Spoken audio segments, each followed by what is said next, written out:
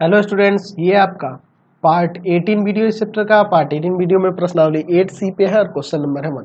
कह रहा रिक्त स्थानों की पूर्ति करें। चलिए देखते हैं पहला नंबर क्वेश्चन इसका क्या कह रहा है। यदि किसी त्रिभुज की दो भुजाएं असमान हो तो बड़ी भुजा के सामने वाला कोण छोटी भुजा के सामने वाले कोण की अपेक्षा क्या होता है? तो बड़ा होता है। ये तो हम लोग जानते हैं ना जी कि अगर त्रिभुज के अंदर दो भुजाएं असमान हो तो बड़ी भुजा के सामने वाला कोण छोटी भुजा के सामने वाले कोण से बड़ा होता है।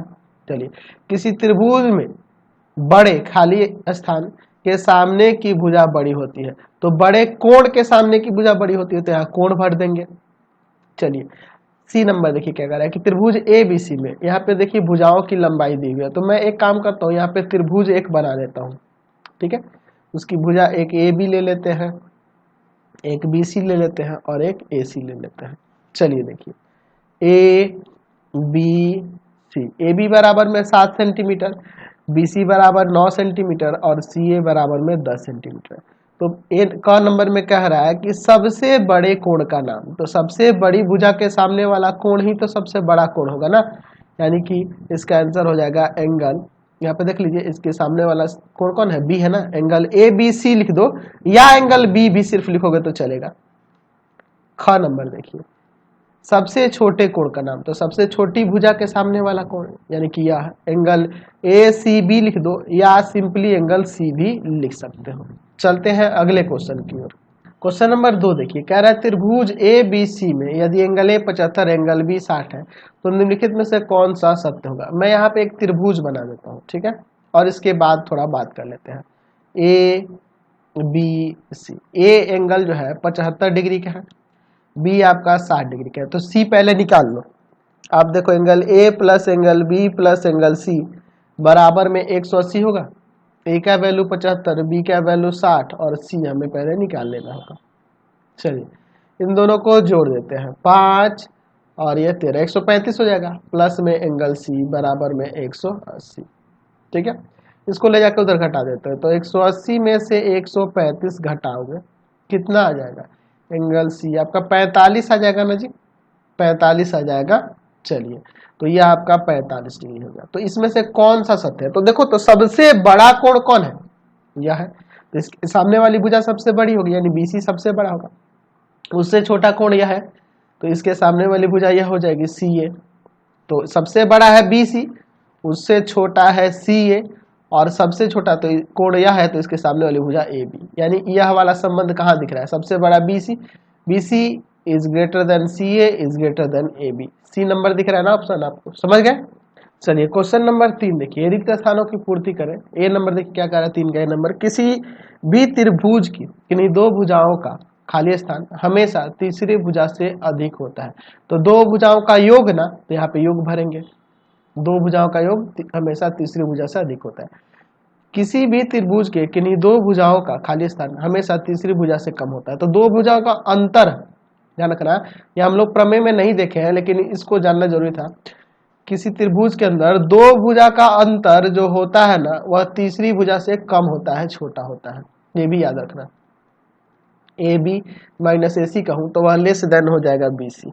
कोई भी दो भुजा का अंतर तीसरी भुजा से कम होता है, तो ये भी हमें प्रमेय में दिया था, आपके एक्सरसाइज में दिया होगा इस तरह का हो सकता है, लेकिन प्रमेय में नहीं दिया था तो मैंने छोड़ दिया था, कोई दिक्कत नहीं है, आगे देख लेंगे, इसको भी हम लोग साबित कर लेंगे। 4 नंबर कह रहा है निम्नलिखित समूहों में से कौन से त्रिभुज तीन भुजाओं को प्रदर्शित करते हैं। त्रिभुज की तीन भुजाओं को कौन से इसमें से युग्म आपको प्रदर्शित करते हैं, ये आपको बताना है। तो हम लोग देखे प्रमेय में कि त्रिभुज के दो भुजाओं का योग तीसरी भुजा से बड़ा होना चाहिए। तो अगर मैं क नंबर देखूं तो इन दोनों को जोड़ोगे तो इसके बराबर हो जाएगा, जो कि पॉसिबल नहीं है। यहाँ पे देखो इन दोनों को जोड़ोगे इससे बड़ा हो जाएगा। अच्छा 5 4 9 ये हो जाएगा इससे बड़ा, और 6 और 5 11 हो जाएगा, ये इससे बड़ा हो जाएगा, यानी कि यह हो जा रहा है ना, ख नंबर हो जाएगा। देख रहे हैं ना, आप कोई भी युग्म ले लो, आप 6 + 4 लो तब भी 5 से बड़ा है, आप 6 + 5 लो तब भी 4 से बड़ा है, आप 4 + 5 लो तब भी 6 से बड़ा है। तो यहाँ हर एक कंडीशन में देख रहे हैं कि दो भुजा का योग तीसरी भुजा से बड़ा हो रहा है, यानी ख नंबर हो जाएगा। बी नंबर में इसमें भी वही कह रहा है कि कौन से त्रिभुज की रचना संभव है इसमें से, यह बताना है। तो यहाँ भी वही चेक कर सकते हैं। आप देखो इन दोनों को जोड़ोगे संभव नहीं है। अच्छा, संभव नहीं है, इसमें से कौन सी संभव नहीं है?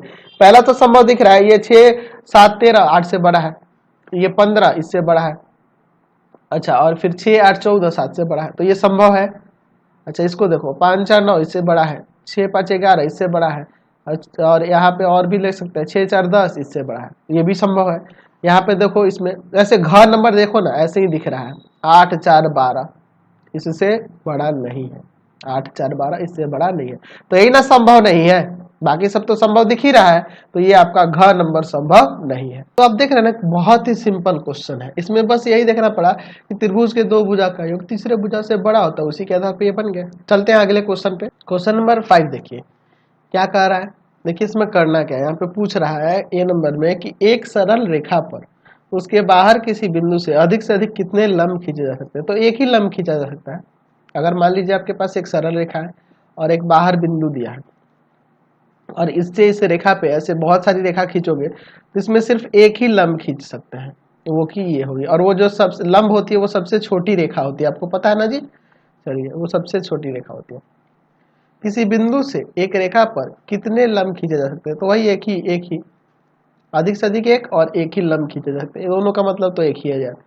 क्या कर रहा है, किसी बाह्य बिंदु से किसी दी हुई सरल रेखा पर खींचे गए समस्त रेखा खंडों में सबसे छोटी रेखा कौन सा होता है, तो यही ना लंब रेखा जो होता है। चलिए चलते हैं अगले क्वेश्चन पे। चलिए क्वेश्चन नंबर 6 देखिए, कह रहा परीक्षा में एक प्रकार का प्रश्न था कि एक त्रिभुज अंकित करें जिसमें 3 भुजाओं की लंबाई क्रमशः 36 सेंटीमीटर, 46 सेंटीमीटर और 84 सेंटीमीटर है। क्या यह प्रश्न ठीक है? कारण सहित लिखिए। तो भैया ये प्रश्न सही नहीं है, नहीं ये नहीं है सही। क्यों नहीं है सही? क्योंकि यहाँ हम देख रहे हैं, आपको पता है कि त्रिभुज के दो भुजाओं का योग तीसरी भुजा से बड़ा होता है, लेकिन अगर मैं इन दोनों को जोड़ूं 36 प्लस 46 तो वह बड़ा नहीं है 84 से। देख लो, इन दोनों को जोड़ोगे तो आपका कितना हो जाएगा, 82 आएगा ना जी, जो कि 84 से तो बड़ा नहीं है। तो यही रीजन है। चलिए 7 नंबर का है, किसी त्रिभुज की तीसरी भुजा में कौन कौन से पूर्णांक मान हो सकते हैं यदि उनकी दो भुजाएं निम्नलिखित में से एक है। अच्छा, ए नंबर में दिया है कि 2 और 7, ठीक है, एक त्रिभुज दिया है जिसकी दो भुजाएं 2 सेंटीमीटर 2 इकाई और 7 इकाई है। तो और इसके लिए क्या क्या मान हो सकता है, तो देखो इसके लिए संभवतः देखो हमें क्या देखना होगा कि दो भुजा का योग तीसरी भुजा से बड़ा होना चाहिए। तो इन दोनों को अगर जोड़ोगे, इन दोनों को जोड़ोगे तो 2 7 9 हो जाएगा, 9 हो जाएगा। तो 9 की एक ऐसी भुजा लेनी होगी, एक ऐसी भुजा लेनी होगी जो 9 से छोटी हो। तो 9 से छोटा 8 हो सकता है, 7 हो सकता है, 6 हो सकता है। आप देख लो, आप इन दोनों को जोड़ोगे तो इससे बड़ा हो जाएगा, इससे भी बड़ा होगा, इससे भी बड़ा होगा। अच्छा, 2 और 7 को भी जोड़ोगे तो 7 से बड़ा हो जाएगा, 7 7 को भी जोड़ोगे तो 2 से बड़ा हो जाएगा। अच्छा, अब ये देखो 2 6 को जोड़ोगे तब भी 7 से बड़ा है, 6 और 7 को जोड़ोगे तब भी 2 से बड़ा है, और 6 2 को भी जोड़ेंगे तब भी 7 से बड़ा है। देखा ना, हर एक कंडीशन को सेटिस्फाई करें। आप कहोगे कि सर अगर 5 ले लिए तो देखो 5 लोगे तो गड़बड़ हो जाएगा। अगर मैं 5 ले लूं तो 2 7 और 5 लेके चलूं तो इन दोनों को जोड़ने पर इससे बड़ा नहीं होगा, बराबर हो जाएगा ना जी। 2 5 लेने पर 7 के बराबर हो जाएगा, ना कि बड़ा नहीं है। तो इसीलिए यही 3 संभवतः मान हो सकते हैं। बी नंबर 3 और 9 दिया है, तो 3 और 9 को जोड़ने पर 12 होगा, 12 होगा ना। तो 12 किससे बड़ा हो सकता है? 11 से बड़ा हो सकता है, 10 से हो सकता है, 9 से हो सकता है, 8 से हो सकता है, 7 से हो सकता है, ये सब हो सकते हैं। 6 से भी हो सकता है, लेकिन अगर मैं 6 ले लूंगा तो 6 और 3 9 हो जाएगा, जो इसके बराबर होगा। तो यानी संभवतः मान यही होंगे। आप चेक कर सकते हो, आप 3 9 11 को लेके चेक कर लो, 3 9 10 को लेके चेक कर लो, 3 9 9 को लेके चेक कर लो। इन तीनों भुजाओं को लेके आप चेक करोगे तो कोई भी गड़बड़ नहीं होगा। अगर मैं 3 9 11 को लेके चलूँ तो ये 14 इससे बड़ा है, ये 20 इससे बड़ा है, यह 12 इससे बड़ा है। 10 को लेके चलूँ तो 10 3 13 इससे बड़ा है, 19 3 से बड़ा है, 9 3 12 10 से बड़ा है। देख रहा है ना, तो ये सारे हो जाएंगे। लेकिन यही मैं 6 ले लेता तो अगर 6 3 9 हो जाएगा तो 9 के बराबर हो जाएगा, जो कि संभव नहीं है। सी नंबर 8 और 8 दिया है, ठीक है, तो 8 8 16 हो जाएगा। अब 16 से छोटा कौन कौन सा अंक हो सकता है? 15 हो सकता है, 14 हो सकता है, 13 हो सकता है ना। अच्छा, और क्या हो सकता है 13 के बाद? 13 के बाद आपका 12 भी हो सकता है, 11 हो सकता है, 10 हो सकता है और 9 हो सकता है, 8 हो सकता है। 8 लेंगे तो क्या होगा देखते हैं, 8 8 16 इससे बड़ा, 8 8 16 इससे बड़ा, 8 8 16 8 भी हो सकता है, 7 7 8 15 इससे बड़ा, 8 7 15 इससे बड़ा और 8 8 16 7 से बड़ा। बिल्कुल ठीक है, इसका मतलब तो 6 भी हो जाएगा, 5 हो जाएगा, 4 3 2 1 देखते हैं, 8 1 9 इससे बड़ा, 8 1 9 इससे बड़ा, 8 8 16 इससे बड़ा। तो ये सारे हो सकते हैं, यानी 1 से लेके 15 तक हो जाएगा, 1 से लेके 15 तक सभी पूर्णांक इसके लिए संभव है। समझ गया ना? चलते हैं, चलिए क्वेश्चन नंबर 8 पे चलते हैं। 8 के नंबर में कह रहा है आकृति में एक्स वाई से बड़ा है, तो सिद्ध करना है कि एल एम जो है एल एन से बड़ा है। चलिए बहुत ही सिंपल सा है, पहले देख लेते हैं क्या दिया हुआ है।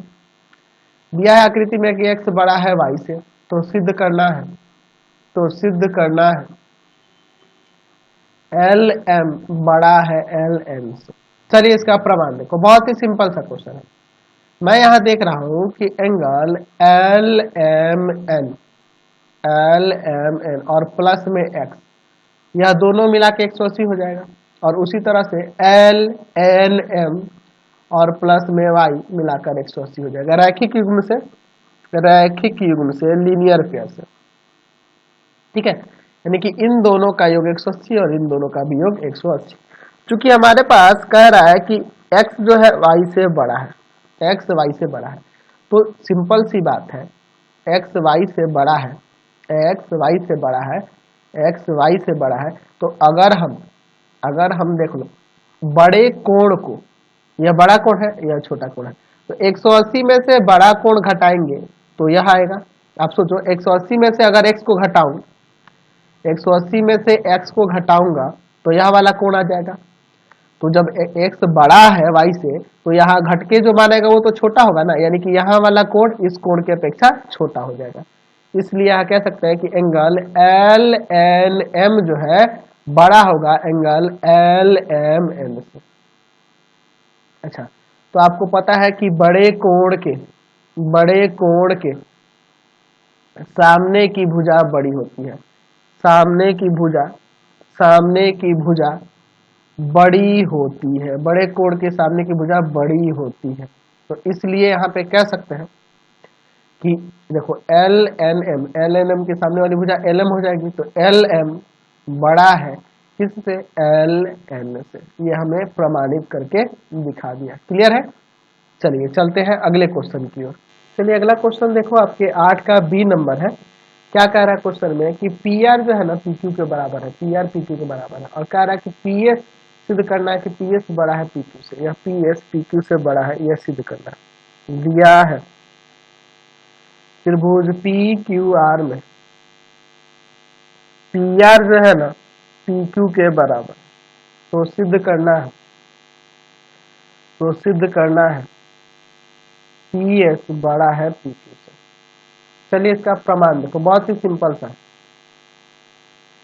पी आर बराबर में पी क्यू दिया है, तो आपको पता है कि जब बराबर भुजाएं हैं तो बराबर कोण भी हो जाएंगे, सम्मुख कोण बराबर हो जाएंगे।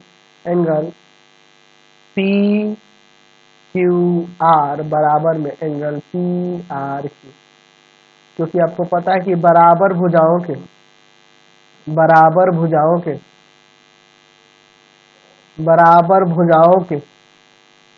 सम्मुख कोण बराबर होते हैं, सम्मुख कोण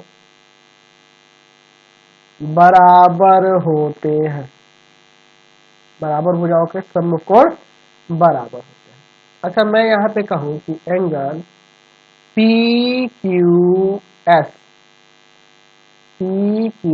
यह वाला एंगल बराबर है एंगल पी आर क्यू और प्लस में एंगल क्यू पी आर।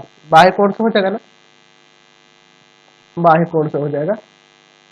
यह कोण इस कोण के और इस कोण के योग के बराबर होगा। इसलिए हम यह भी कह सकते हैं कि एंगल पी क्यू एस बड़ा है एंगल पी आर क्यू से। जाहिर सी बात है, यह दोनों को जोड़ने पे यह हो रहा है, यानी कि यह एंगल इन दोनों प्रत्येक से बड़ा होगा। चलिए पी आर क्यू को हटा के हम लोग पी क्यू आर भी लिख सकते हैं। एंगल पी क्यू एस बड़ा है एंगल पी क्यू आर से, क्योंकि पी आर क्यू जो है ना बराबर है पी क्यू आर के, तो इसलिए उसको हटा के यह लिख दिए। अब देखिए मैं यहाँ पे लिख सकता हूँ इसी प्रकार इसी प्रकार एंगल पी क्यू आर बड़ा है, यह पी क्यू आर बड़ा होगा इस कोण से, एंगल पी एस क्यू से। क्यों? क्योंकि देखो यह बाह्य कोण है, ये दोनों कोणों के योग के बराबर होगा, तो इससे तो ये बड़ा ही ना होगा जी, बिल्कुल बड़ा होगा। तो यहाँ पे हमने क्या देखा, यहाँ पे हम लोग देख रहे हैं कि पी क्यू एस बड़ा है पी क्यू आर से और पी क्यू आर बड़ा है पी एस क्यू से। तो इसलिए हम लोग कह सकते हैं कि एंगल पी क्यू एस बड़ा है एंगल पी एस क्यू से। ठीक है, यानी कि यहाँ से हमने दिखा दिया है कि एंगल पी एस क्यू बड़ा है एंगल पी क्यू एस बड़ा है एंगल पी एस क्यू से। क्यों? क्योंकि देखो यह एंगल जो है ना, यह एंगल इससे भी बड़ा यह एंगल है, तो ये इससे तो ये बहुत बड़ा हो गया ना जी। चलिए समझ गए। अब देखिए जब यह बड़ा है तो इसके सामने वाली भुजा बड़ी होगी, तो पी क्यू एस के सामने वाली भुजा पी क्यू है और इसके सामने वाली भुजा कौन है, पी एस क्यू के सामने वाली पी क्यू है। तो यहाँ से हमने दिखा दिया कि पी एस पी क्यू से बड़ा है। यह कैसे हुआ? तो हम लिख सकते हैं कि बड़े कोण के सामने वाली भुजा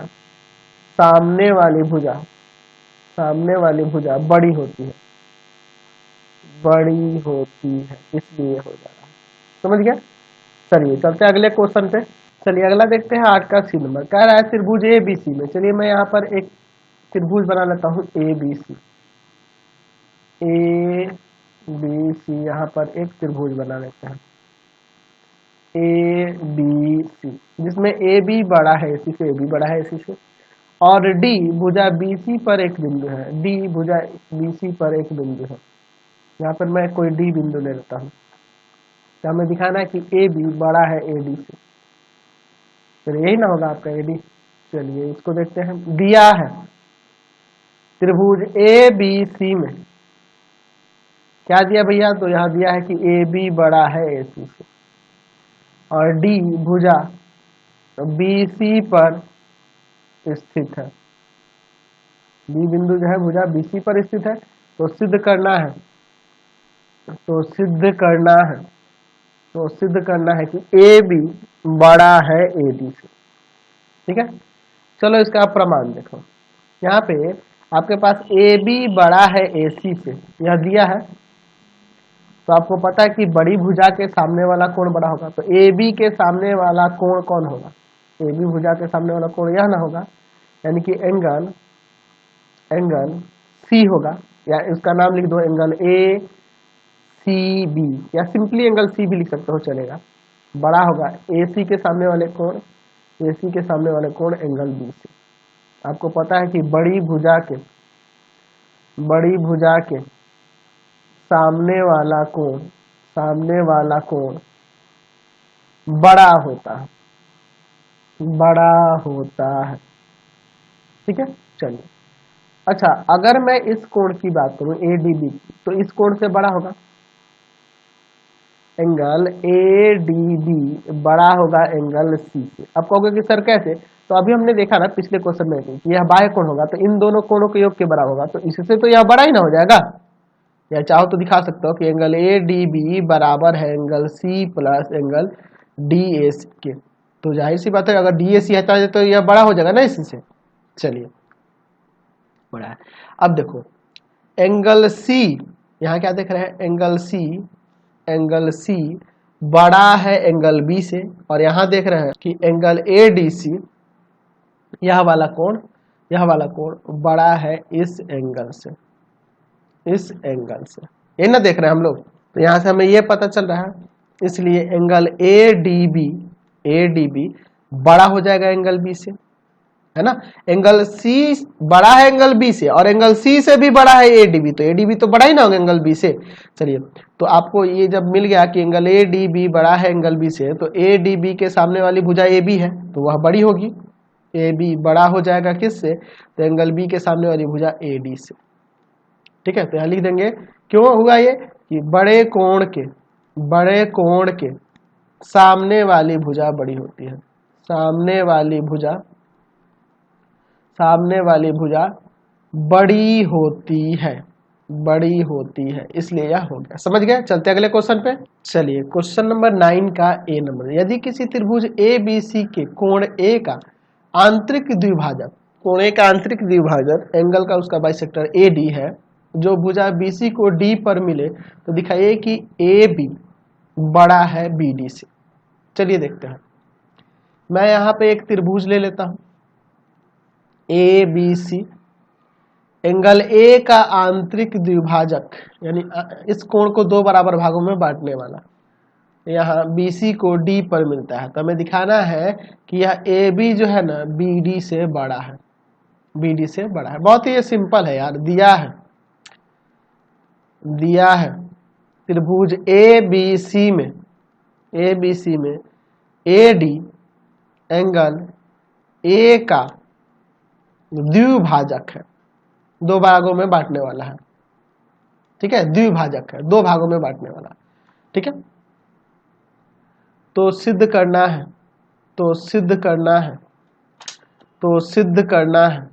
क्या सिद्ध करना है कि AB बड़ा है BD से, AB बड़ा है BD से, ये हमें साबित करना है। चलिए अब इसके बाद देखो, यह बहिष्ठ कोण है, ADB बहिष्ठ कोण है, तो जाहिर सी बात है यहाँ पे कह सकते हैं कि इस कोण से बड़ा होगा, बहिष्ठ कोण है तो इससे भी बड़ा होगा, इससे भी बड़ा होगा, ठीक है। अच्छा, और यह भी कह सकते हैं कि एंगल ADB जो है, ADB बड़ा है एंगल DAC से, कह सकते हैं ना।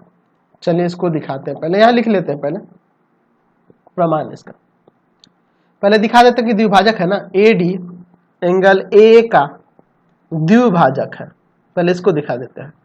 तो द्विभाजक है तो आपस में बराबर हो जाएगा, यानी कि एंगल BAD बराबर में एंगल CAD हो जाएगा, एंगल BAD और यह CAD बराबर हो जाएगा ना इतना। अब इसके बाद देखते हैं एंगल ADB यह बहिष्ठ कोण है, तो इन दोनों कोणों के योग के बराबर होगा, उनको लिख देते हैं। एंगल CAD या DAC भी लिख सकते थे, CAD और प्लस में एंगल C बाह्य कोण से हो जाएगा, ठीक है। एंगल ADB एंगल CAD यह वाला कोण और एंगल C इन दोनों के योग के बराबर होगा ना, यानी कि एंगल ADB बड़ा होगा एंगल CAD के, दोनों के योग के बराबर हो रहा है, तो यानी कि इससे बड़ा होगा यह एंगल ADB। हम लोग CAD को हटाकर एंगल BAD भी तो लिख सकते हैं ना, क्योंकि ये दोनों बराबर है। चलिए अब देखो, सिंपल सी बात है, बड़ा कोण है तो बड़ा कोण के सामने वाली भुजा AB, यह छोटा कोण है तो इसके सामने वाली भुजा जो होगी वह छोटी हो जाएगी, हो गया प्रमाणित। कितना सिंपल है। या लिख सकते हैं कि बड़े कोण के सामने वाली भुजा बड़ी होती है, इसलिए यह साबित हो गया। समझ गए। चलिए नेक्स्ट क्वेश्चन देखते हैं। चलिए अगला 9 का B नंबर देखिए, कह रहे यदि किसी त्रिभुज ABC में AB बड़ा है AC से, ठीक है, तथा कोण A का आंतरिक द्विभाजक AD भुजा BC से D बिंदु पर मिले तो सिद्ध करना है इन दोनों को। चलिए पहले मैं त्रिभुज बना लेता हूं, ठीक है। ये हम लोग एक त्रिभुज बना लेते हैं, AB बड़ा होना चाहिए AC से, तो जाहिर सी बात है फिगर में दिखना भी चाहिए तो अच्छा रहेगा, ठीक है। एंगल A का द्विभाजक जो है, आंतरिक द्विभाजक, यहाँ इस पे D पर मिलता है,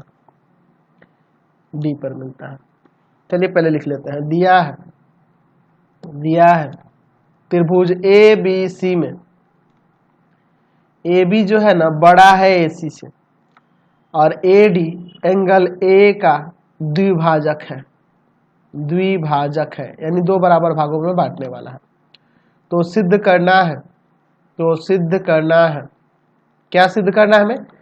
का नंबर में कह रहा है कि एंगल ADC छोटा है एंगल ADB से, ADC छोटा है एंगल ADB से। और दूसरा ख नंबर क्या कह रहा है कि AB जो है ना बड़ा है AD से।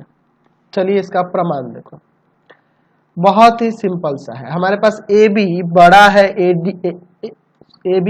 AC से, यह दिया है ना, मैंने यह गलत लिख दिया है, AB बड़ा है AC से, यह दिया है। दिया है। तो जब ए बी ए सी से बड़ा है तो ए बी के सामने वाला कोण बड़ा हो जाएगा, यानी एंगल सी बड़ा हो जाएगा एंगल बी से, ए सी के सामने वाले कोण से। बड़ी भुजा के सामने वाला कोण बड़ा होता है इसलिए। समझ गए? अब देखो मैं यहाँ पे देख रहा हूं कि एंगल BAD बराबर हो जाएगा एंगल CAD। क्यों? क्योंकि AD एंगल A का द्विभाजक है। तो बराबर हो जाएगा ना, यह एंगल इस एंगल के बराबर हो जाएगा। चलिए अब मैं इन दोनों को जोड़ देता हूं, जोड़ने पर angle C plus angle BAD greater than angle B plus अच्छा, इसको मैं पलट के पहले लिखूंगा तब जोड़ूंगा, इस तरह से जोड़ने पे गड़बड़ हो जाएगा, है ना जी। चलिए, क्योंकि हमें एक ऐसा लिखना होगा ना जी, हम लोग इसको ऐसे लिखेंगे ना ताकि एंगल C वाले में यह वाला हिस्सा है और यह वाले में यह वाला हिस्सा है। ठीक है, तो सही क्रम से लिखना होगा। तो मैं इसको पलट के लिख देता हूं, इसे ऐसे ना लिख के यहाँ पर लिखते हैं कि एंगल CAD, ताकि एंगल C वाले में यह जुड़ जाए और एंगल बराबर BAD। कोई फर्क नहीं है, ये जोड़ने के लिए मैं ऐसा कर रहा हूं। ठीक है, अब जोड़ते हैं। वो गड़बड़ मैंने कर दिया था, इसको उलट के इसलिए लिखते हैं ताकि एंगल C वाले में इस त्रिभुज का यह हिस्सा है, इसलिए इसके तरफ होना चाहिए और इसका वाला इसके तरफ होना चाहिए। समझे ना? अब जोड़ने पर angle C plus angle CAD, देखो ना, C प्लस CAD एक ही तरफ के हैं एंगल, और एंगल B प्लस, तो ये बड़ा ही होगा, यह बड़ा ही होगा एंगल B प्लस BAD। ठीक है, अब समझो ये बड़ा क्यों होगा? क्योंकि देखो यह एंगल C एंगल B से बड़ा है और दोनों तरफ मैं बराबर चीजें जब जोड़ूंगा तो कोई फर्क नहीं पड़ेगा, ये बड़ा ही होगा। चलिए अब यहां पर देखो एंगल C और प्लस में यह वाला एंगल CAD को हम चाहे तो 180 माइनस में एंगल ADC लिख सकते हैं, क्योंकि यह एक त्रिभुज है, त्रिभुज के तीनों कोणों का योग 180 होता है। तो इन दोनों कोणों का योग 180 में से यह तीसरा कोण घटाने से प्राप्त हो जाएगा। चलिए, और एंगल B प्लस BAD, यह वाला एंगल क्या होगा? 180 में से यह एंगल घटाने से प्राप्त हो जाएगा, यानी कि 180 माइनस में एंगल ADB लिख सकते हैं। चलिए अब देखो, यहाँ पे देखो 180 में से एंगल ADC घटेगा, 180 में से एंगल ADC घट जाएगा तो यह वाला एंगल आ जाएगा। सिंपल सी बात है, 180 में से जब यह एंगल घटाएंगे तो यह वाला एंगल हो जाएगा ना, क्योंकि इन दोनों का योग 180 होता है। तो मैं इसकी जगह पे एंगल ADB लिख सकता हूँ। 180 में से इसको घटाने पे ADB आ गया। इस ग्रेटर देन 180 में से अगर ADB घटाते हैं, 180 में से ADB ये घटाते हैं तो यह वाला एंगल आ जाएगा ADC। हम इसे ऐसे भी तो लिख सकते हैं कि एंगल ADC छोटा है एंगल ADB से, एक ही बात होगी। तो पहला तो साबित हो गया। अब दूसरा दिखाना है कि AB छोटा है AD से, AB छोटा है AD से। तो सिंपल सी बात है, आप यहाँ पे देखो यह वाला कोण ADC छोटा हो रहा है इससे, और हम देख रहे हैं कि यह ADC से यह कोण बड़ा होगा, ADC इस कोण से बड़ा होगा ना ABD से। चलो देखो, क्योंकि यह बाह्य कोण है ना जी, तो यह बाह्य कोण एंगल ADC जो है, ADC बड़ा होगा एंगल किससे? एंगल B से। समझ रहे हैं ना बात को? एंगल ADC बड़ा होगा एंगल B से, क्योंकि यह बाह्य कोण है, तो यह अंतःकोण से बड़ा होगा। अच्छा देखो, एंगल B से यह कोण बड़ा है और इससे कोण यह बड़ा है, इसलिए हम यहाँ कह सकते हैं कि एंगल ADB बड़ा है एंगल B से। हम दूसरे को प्रूव करने के लिए कर रहे हैं, एंगल ADB बड़ा है एंगल B से। हो जाएगा ना, क्योंकि देखो इससे बड़ा है यह और इससे बड़ा है यह, यानी कि यह इससे बड़ा हो जाएगा। तो बड़े कोण के सामने वाली भुजा बड़ी होती है, तो बड़ा कोण यह है तो इसके सामने वाली भुजा यह, और छोटा कोण एंगल B है तो इसके सामने वाली भुजा यह। तो AB बड़ा है AD से, प्रमाणित हो गया। तो लिख देंगे बड़े कोण के सामने की भुजा बड़ी होती है। ठीक है, समझ गए ना। चलिए अगला क्वेश्चन, इस वीडियो को यही पेन करते हैं, 30 मिनट तो हो गए। नेक्स्ट वीडियो में आगे क्वेश्चन देखेंगे। Thanks for watching the video. Comment करके जरूर बताएंगे कि हमारे चैनल के वीडियो आपको कैसे लगते हैं।